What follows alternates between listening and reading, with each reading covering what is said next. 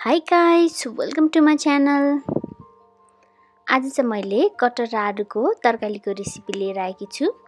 यो अहिले सिजन पनि भएर होला मार्केटमा एकदमै धेरै पाउने गरेको छ र खादा पनि मासुभन्दा कम हुँदैन। अब मैले सिम्पल र इजी वेमा हजुरहरूलाई रेसिपी भन्न गइरहेको छु। अब हामी स्टार्ट गरौँ है त। फर्स्टमा चाहिँ हामीले कुकर बसाल्ने र त्यसमा चाहिँ मैले 1 जग जति पानी राखेकी छु।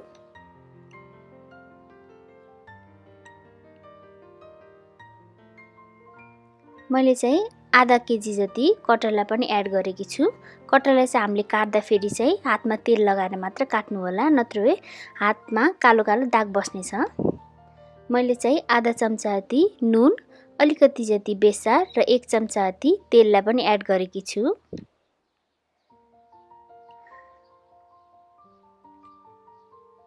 अब हामीले यति राखिसकेपछि यसलाई 1 सिटी जति लगाएर मजाले पकाउने। मिडियम ग्यासमा हामीले 1 सिटी लगाइसकेपछि यसलाई अब हामीले एकछिन पानी निथारेर एउटा भाँडामा खनाउने।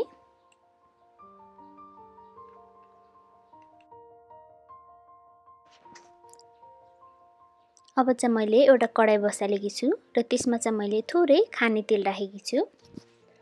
अब हामीले फर्स्टमा चाहिँ आलुलाई फ्राई गर्ने। मैले चाहिँ 3टा जति आलु लिएर एकछिन 2-3 मिनेटसम्म मजाले फ्राई गर्नेछु। अब यो अलिअलि ब्राउन भइसकेपछि मैले चाहिँ यसलाई अर्को भाँडामा निकाल्ने छु।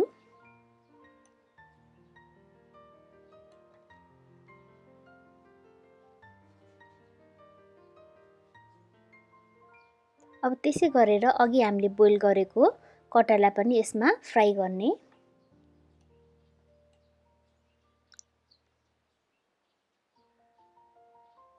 यो पनि अलिअलि ब्राउन भएपछि अब यसलाई पनि मैले निकालिदिन्छु।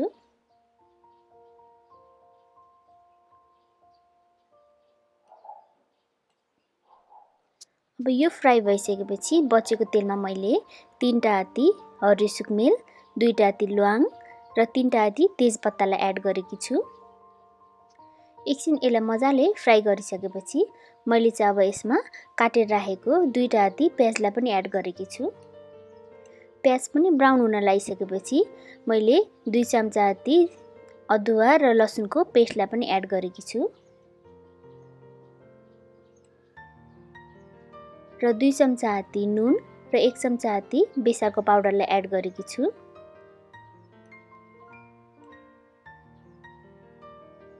र मैले 1 चम्चा जति जिराको पाउडरलाई पनि हालिदिए। अब एकछिन हामीले मजाले चलाउने। अब मैले चाहिँ 3टा जति टमाटरको पेस्ट रेडी पारेकी थिएँ। मैले त्यसलाई चाहिँ अब यसमा एड गर्ने छु।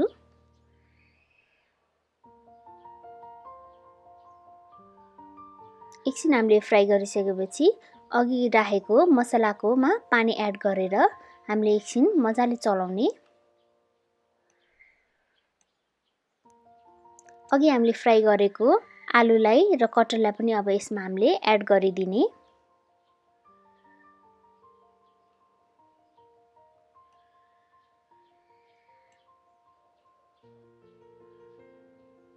हामीले सकेसम्म यो बनाउँदा फेरि अलिक ग्यास सानो बनाएर नै गर्नुपर्छ र मैले चाहिँ अब 1 गिलास जति पानीलाई पनि एड गरेर एकछिन मजाले पकाउने छु।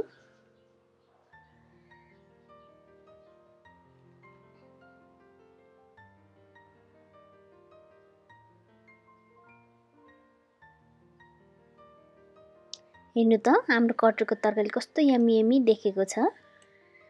देख्दा फेरि पनि चिकन करी जस्तो देखेको छ र खादा पनि स्वाद एकदमै मिठो थियो।